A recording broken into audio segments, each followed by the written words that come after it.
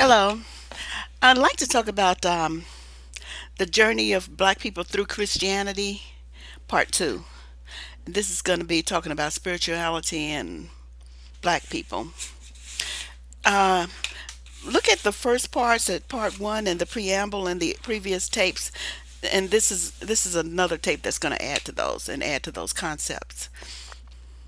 What it is that I'm gonna pick up where I left off, where the Africans were conquered by Europe and they were enslaved and taken to America. And this is where I'm going to pick up at and discuss, as well as go back a little bit and talk about more about the conquest of African and African beliefs. First off, there was no one African belief. There were more. Africa's a big old continent with a lot of little nations interspersed in there, and there were regional areas. Some areas were patriarchal, and some areas were matriarchal. They have this place called the matrilineal belt. That is, the females in Africa. Uh, the land was traveled through the female line. Marriages were female dominated. That is, the male comes into the female's family when he marries her. He brings a dowry. The land is inherited through the female line. Essentially, they believe that that place is mama's baby, daddy's maybe. So, meaning that they are sure it belongs in the family line if it came out of the female's womb. They are sure that family, that baby belongs to that family. Um, if it's a male baby and it comes out the female womb in a male dominated area, they don't know who the father is exactly. They know who she says it is, but they don't know who it is for sure. But they are sure if it comes out of her body. So that's primarily why the female inherit the lands, get inherited through the female line, and family name and recognition is through the female line. The male was the less favored of the two people. Just like in Western culture, a male dominated culture, the female is less favored. The male has the power. So the female brought the dowry in Western culture. In old England and stuff like that, those stories where the female's family had to save up money to give to the her groom's family as she came as marriages to take place. She moves into his family and with his family and be adopted by the family because their lands and heritage travel through the male line. That was in Europe. Africa, it was different. In this part of Africa that I'm talking about, it was different. Same thing except different genders. I'm not saying either one is particularly right or wrong. I just know which one worked better. And that was the one in Africa because they were able to feed themselves. That's the primary goal of any culture and society. It's about feed yourselves and get healthy people who are able to carry on the lineage of their village or group. And it worked well in Africa. Europe, not so much. They struggled a lot in Europe. They were very, very, very, very, they had a very hard time. A bunch of mean people treating each other mean, doing mean stuff. There was joy and pleasure, but not like Africa. If you look at ever in things in Africa, like old documentaries and things like that, and old pictures and old accounts of people traveling through Africa, they would talk about people spending hours working on their hair. You can see pictures of them, photograph, not photographs, but drawings and things of people of Africa spending hours just grooming each other, working on their hair, doing them elaborate hairdos, painting, scarification. We like to look good. No matter where we are in Africa, no matter what we're doing, we're going to try to look really cute because we like that. We're vain about our appearance. And that's one way I can recognize an African a mile away or somebody like an African because we like looking nice. Yeah, all kind of things. Whatever we decide we want decide looks nice, that's what we're gonna do. So we might have some big old hoops in our ears or some long neck things. Whatever it is by design because we wanted it that way because we are vain about the way we look and we want to look. So that's African culture.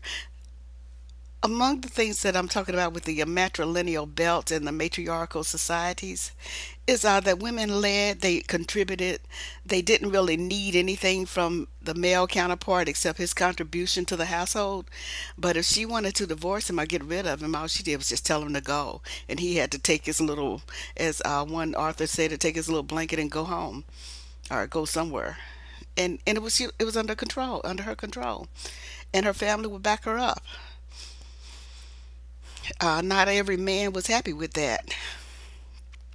I suspect that was a lot of the reason that Islam was able to take over in that part of in Africa, was because of the female rule that some people wanted overthrown and become a male rule. I can't find that documented anywhere, but I do know enough to have read various histories of other cultures and countries. When they were conquered, they had a common denominator, and I suspect it was the same with Africa.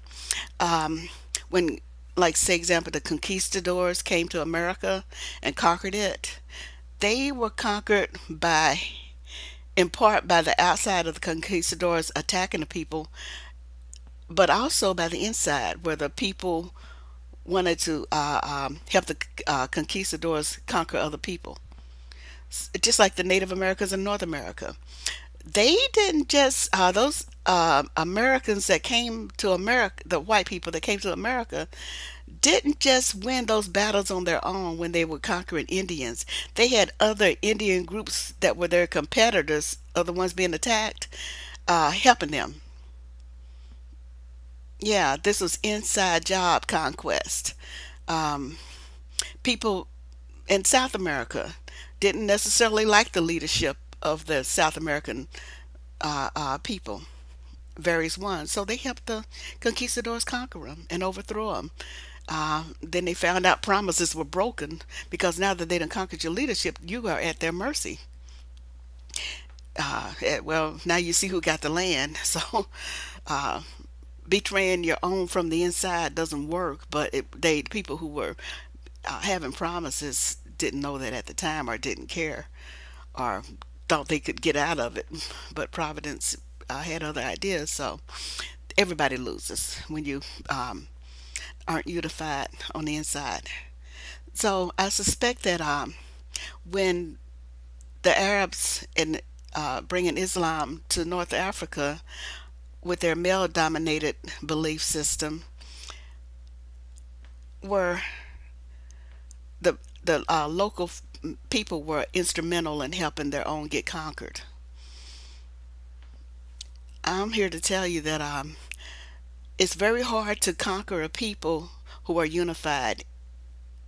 It's easier to conquer them when they're divided. I call it the evil gets in through the cracks. That's the concept. I said evil, yeah, evil comes in through the cracks. And so if there's cracks in that unity, that's where evil comes in and you get conquered.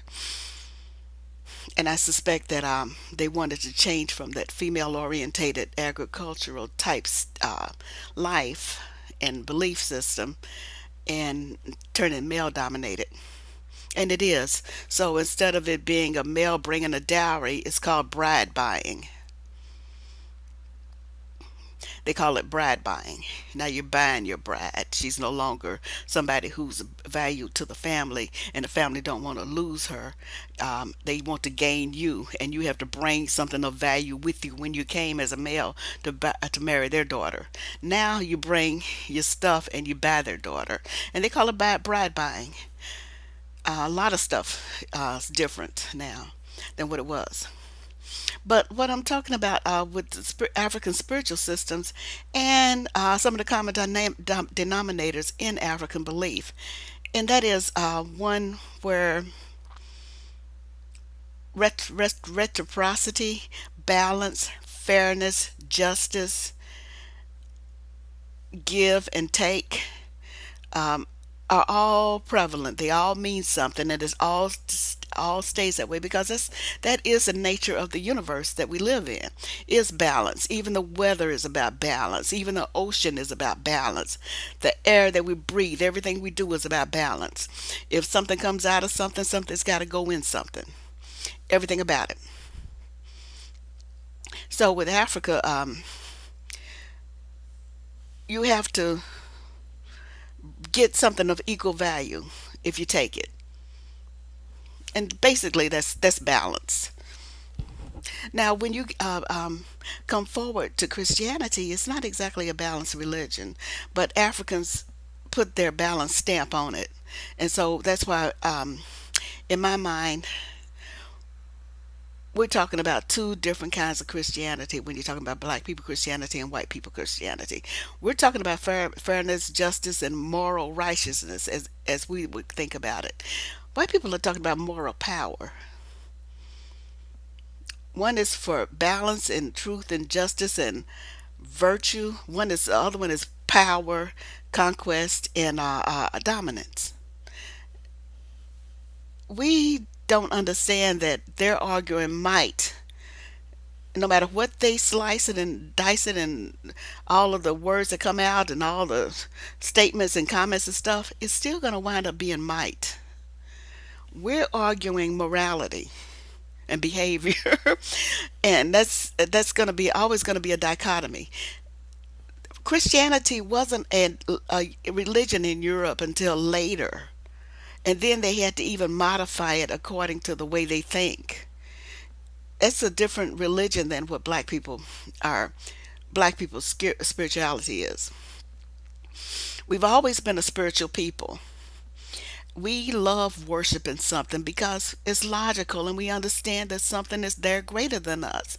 We just want to know who it is so we can pray to it and tell them our gratitude and our love for it, because we like knowing about it, we like feeling it, we like being around it, we like the whole shebang that goes with acknowledging something spiritual.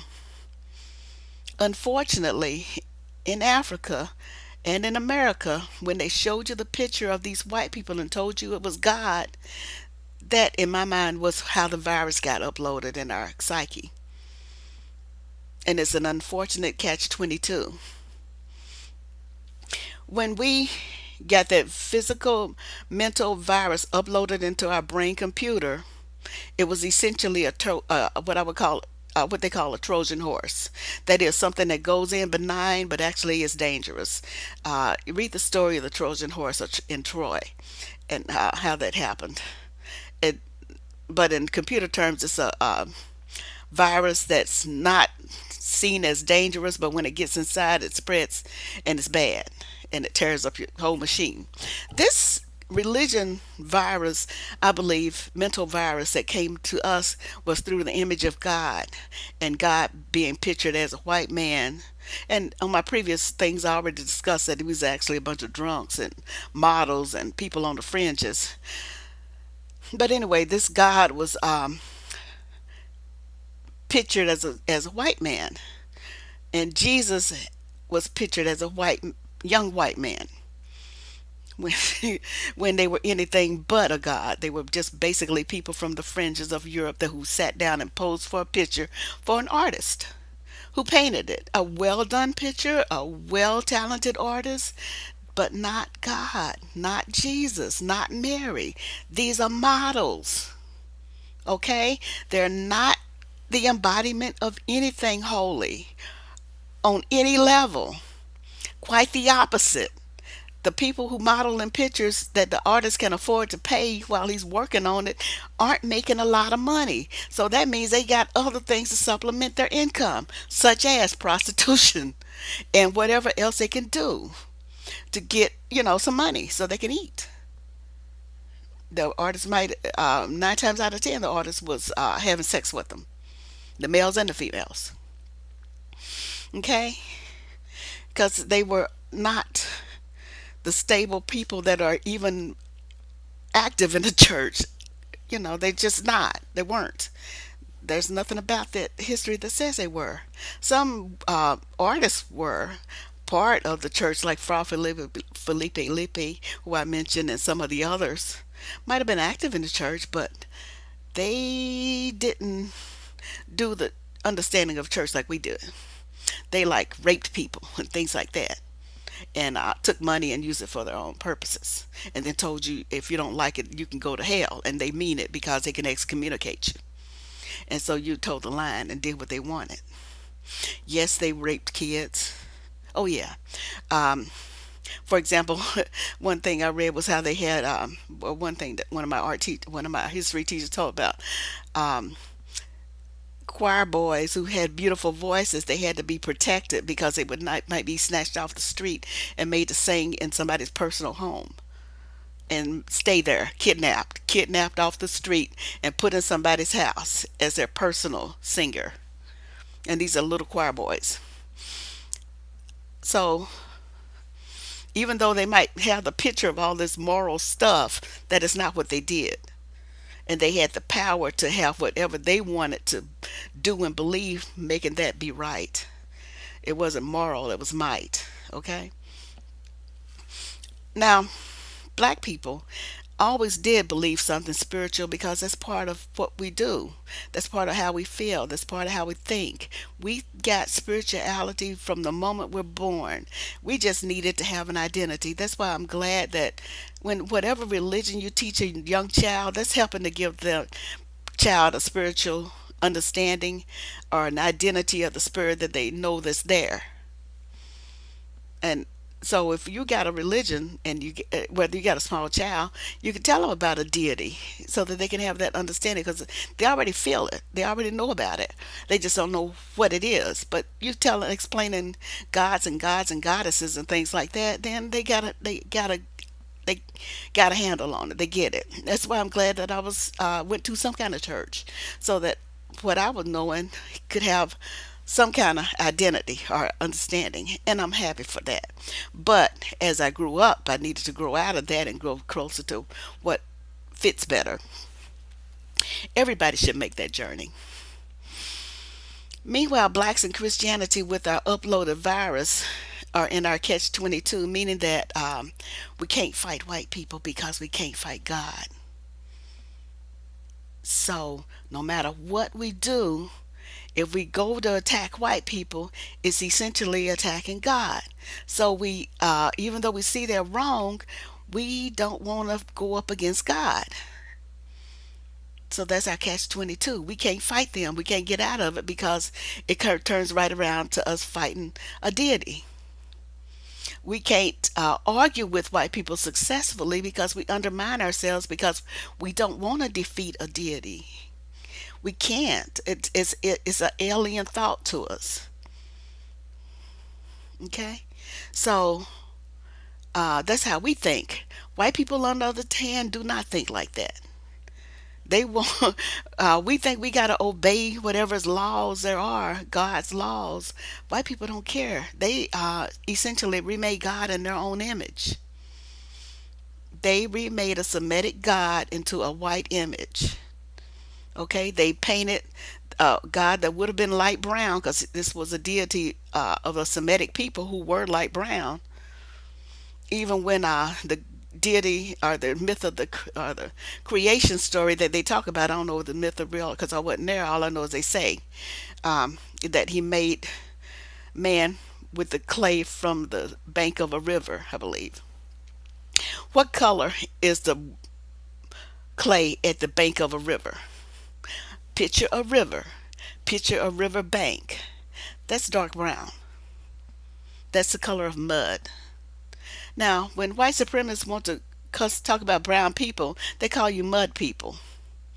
Yes, white supremacists are will hurl an insult calling black people mud people. They're already calling you the image of God because mud is the soil that Adam was made of. That they call it clay, but clay is just wet dirt. It's a purer, finer grain because it's on the riverbank, but mud is on the riverbank. We call it clay. They called it clay in the book, but that's actually mud. Mud is clay. Wet dirt is clay. Dry soil, put some water in it, uh, roll it around in a ball, turn it into a bowl. That's clay. Okay? Mud is clay. People who were made from mud and turned into a human is a brown man or a black man, deep dark brown black, Okay, so if nothing else, that, and if he was in the image of God, then God would be a deep, dark, brown, black. That's the Semitic God that they're talking about. I would say this deity was actually closer to a light brown or dark brown or somewhere in there, but it was a brown God because it was a warrior God of the Hebrews. It definitely, if nothing else, you should know it was not white. Not until white man painted it so. And when they showed you the painting, it translated as God in your head. It translated as God in my head. That was our virus that was uploaded. Now, since we know that, then what we can do is transform that image into ours. Paint it as a black man, paint it as a black lady, paint it as a black Jesus. Paint God black. Turn God into a black man. Now, I just said, now we're going to pause here for a second. That is a pause in thought. When I just said transfer the image of God into your image, or transfer God into your image, your uh, your appearance, I can hear how where people resist that idea. They're pushing back on that idea. When I just said transfer God into your image, there are people who would say, "How could I be so arrogant to transfer God into my image? How do you turn God into something else than what He already is?" Okay, but I was careful to also mention that white man did that, but you didn't resist. You let that slide right through. You did not resist when I said that white people transfer God into their image. There was no resistance on your mind. But when I say black people should transfer God into their image, there was a lot of resistance in your mind. That's the virus. Okay? That right there is where the virus is. That's where your mental virus is. So each time when you see that kind of thing come up and you feel that kind of resistance, recognize that as the virus, the Trojan horse that's in your brain. What I did about it was, well, I'll tell you later what I did about it because it's gone now. I'm cured. I did mean things with that God in my mind. Well, actually, I can go ahead and tell you. What I did was picture it and then let all of my fury and rage at white supremacy out. I pummeled it. I beat the hell out of it. I ripped his face off. I beat the shit out of it. I beat that deity all to heck in my mind. That was one beat up white man by a black female. I even painted a picture of a black female's legs and feet stomping on him. I made him just smaller than the bottom of her foot. And I painted this deity in all his little white haired glory and pink skin with his little pink draping cloth. But he's under her foot trying to keep her from smashing him to bits. And so I got this her foot right on top of him, getting ready to squish down. And it's a beautiful black female foot. And he is big as a little bit smaller than the bottom of her feet because I wanted him in proportion to what I thought of her. And I think of him as beneath the bottom of her feet. And I think of her and her greatness as that much larger than his. So, among the things I did was beat the living heck out of him. And every chance I get in my mind, I smack him, I beat him, I rip his face off, I do extreme violence because I feel that much rage. White people are underestimating the rage that's in black people. Um, and it's probably why we resist going off because we know that rage is there and we won't like ourselves very much if we let ourselves go.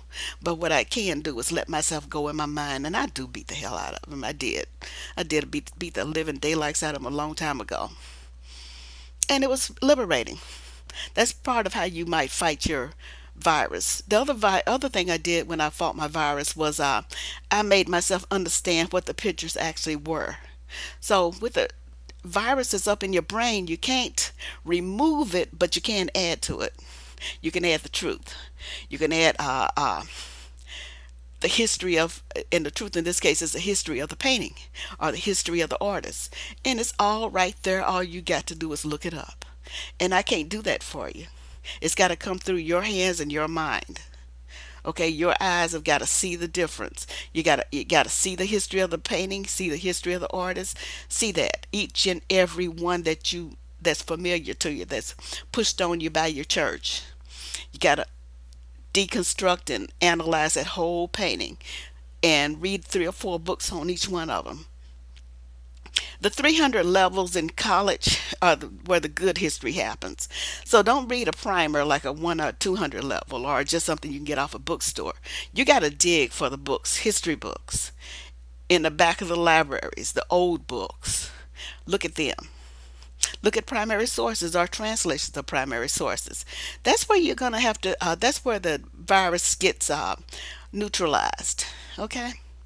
That's how you get past the virus. But meanwhile, we haven't got there yet.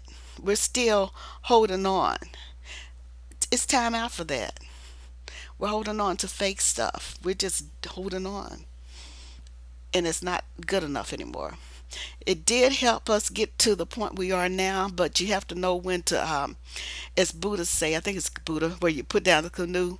What they say is after you have crossed the river in the canoe, you don't carry the river with you into the forest. You leave it on the shore. That means that your canoe has served its purpose.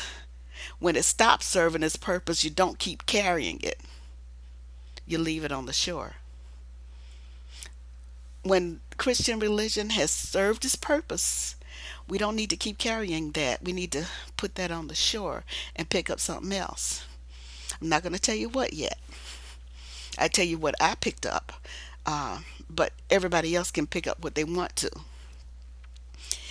I did. I just told this lady a philosophy that I have about things such as these kind of tapes and other seminars and speakers and bloggers or podcasts and all of that and live streaming here and there. I use the pick it up, put it down philosophy. That is, if it's something that you hear or see that you can use, then you pick it up. But if something that's alien and you can't use it, then you put it down. And this pick it up, put it down stuff that you might look at might even be from the same person within 2 sentences of each other. You might find something you want to pick up in one sentence, but something you want to put down in the next sentence. Don't spend a lot of time bitching about what they said. Pick it up, put it down. Pick up what you can use, put down what you can't. Take that approach for this, just like I take that approach for everything else, everything I do. So, things that help you, pick them up. Things that don't, put it down. You needn't spend a lot of time bitching at me about it. It doesn't matter. Pick it up, put it down. Okay, now back to what I was talking about with Christianity. Among the things I'm going to come back to is about how I'm talking about with power versus morality and two different ways of thinking. Um, Let me go ahead and jump on into that while I'm thinking about it then. Um, the way that works is this. With black people, we were thinking in terms of justice and fairness. Do unto others is an easy concept. In fact, I believe that most of Jesus's teachings were based on stuff that African people taught him or somebody from Africa taught him, because those concepts were not necessarily so in that part of the world until Jesus was born. Those were concepts that was alien to that, but not so in Africa. If you read the writings and the narratives and diaries of people who traveled to Africa prior to colonialism, you'll find some a whole lot of documentaries on fair people, very spiritual people, very fair people, very just orientated, and that's the nature of the African people. Okay, they worshipped various tribes, worshipped various kind of entities and religions. They might even have something called spirits of the lands, or the mother goddess, or the father, or the consort of the mother goddess. Most agricultural people worldwide worship the female aspect of deity, that is, female goddesses.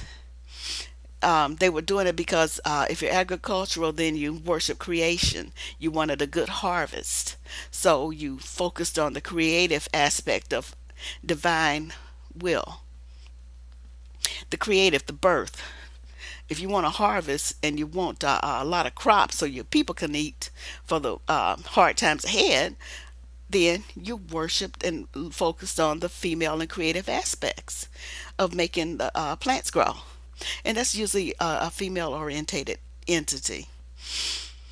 And so, with that in mind, the females had high rank in these areas because they embodied creation. That's where babies came from. That's where you can plant a seed and she grow a whole damn body inside hers. So that's a big deal. That's and that mimics what life did there. Her cycles mimic the moon. All of that. Those are all there in creation. Those are creative spirits, and these are female orientated. Other parts of Africa were male dominated. Africa wasn't all just monolithic. It never was, and it's not now. So, depending on where you were, that's what it was.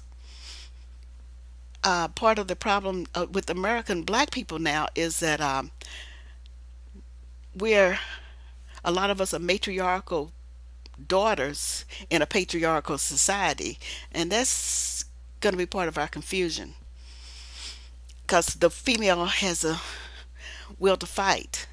There were female warriors, female generals. The female generals were called Kentakas, but yeah, they led armies, and females fought. Females led. They can do that, but that wasn't all of Africa. Just some of it. So when we're over here on the slave ships and all together and lost track of our own culture, we still have the feelings that we have from those cultures, but we don't know their names. So we have females that are black who are warriors and dominating strong females. We have other females who aren't.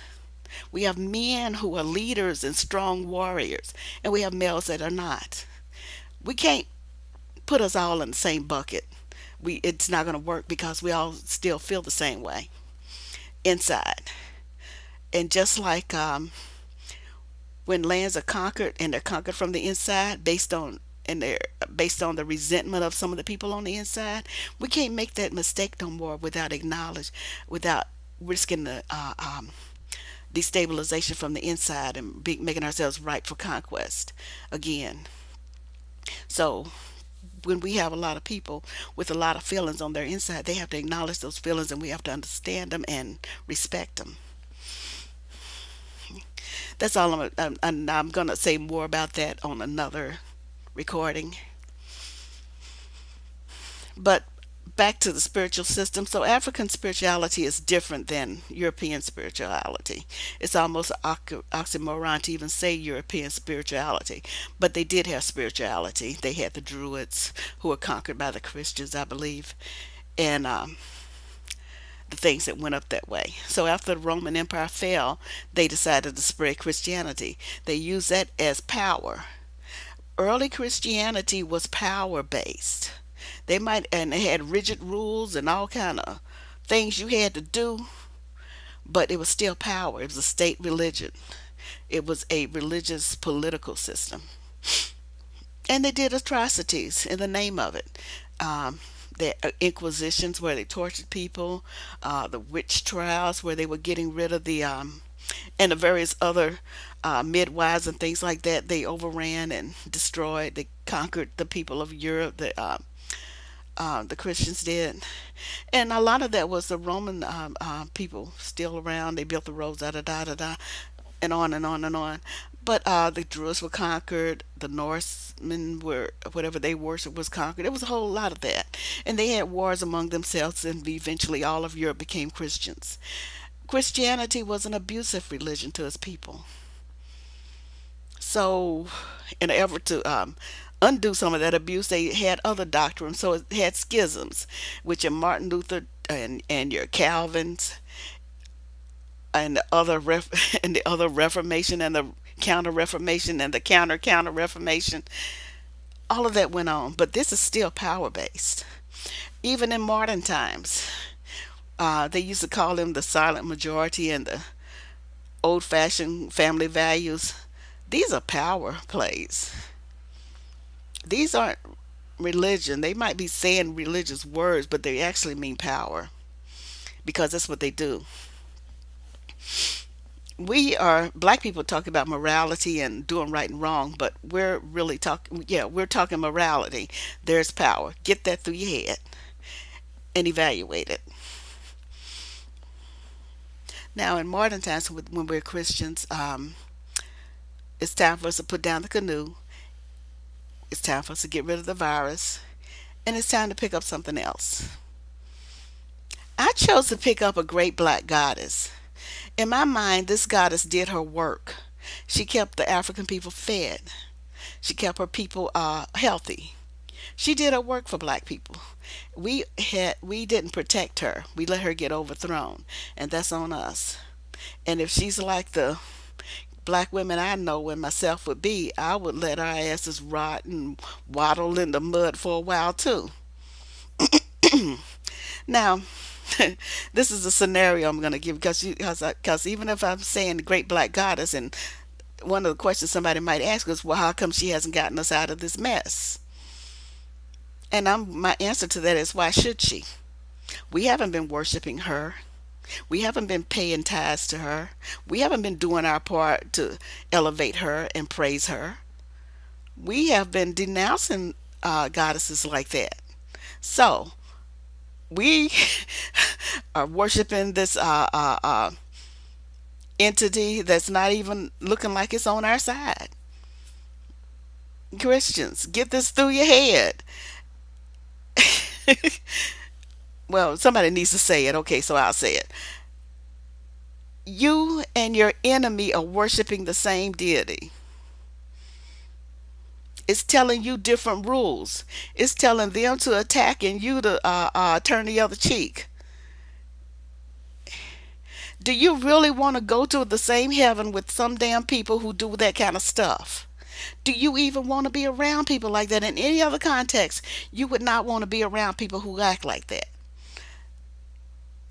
You can't successfully worship the same deity that somebody who hates you worship, because it's going to be working at cross purposes. So, since it's not working at cross purposes, entity has obviously has chosen a side.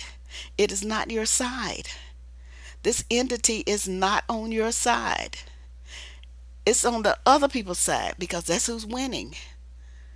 So I made the decision not to fool with it. I ain't going near that. It's not something I want to fool with. And black people who are so bent on praising and worshiping and singing and spreading the word and feeling the love, I say it's not worthy of you. I say this entity is not worthy of black people. That's what I say. The God entity that came forward in Christianity is not worthy of black people. Let white people worship and praise it. That's who it's working for. You say that some black people might say, well, it brought me from a long way. I say that's not good enough. If it ain't bringing a whole group from a long way, throw it away. Let it go. Pick up something else. And some people might ask, why isn't the one I'm going to pick up doing something for me? And I'm saying, why should it? You've got to make your leaf of praise and worship so that it will come to you. Right now, it gave us a chance and we had it. It did right by us at one point. We let her go, the female entity that kept us fed and healthy in Africa. We let that entity go. So we did it a disservice. We have to got some some abasement and apologizing to do before it comes back to us. I abase myself and apologize all the time, and I'm glad I feel her presence. I am very happy. And whether she does any more blessings or anything else for me, I still like her better than I do the Christian God. Um, I like her way more. She looks like me. I understand her. She's she loves me. I get that. I'm not I'm not feeling love with that entity that the Christians worship, that the white Christians worship. And like I said, it has chosen a side, and it chose somebody else's side, not ours. So what we got to do now is what we're going to do about it, and that is get rid of that entity. Um, um, do those other things I mentioned a little while ago, and understand that you can worship something else, something that kept your people healthy and kept your people fed in Africa before we let her get overthrown. That's it. That's the bottom line. We got to go back to what worked. And so that's the end of this taping.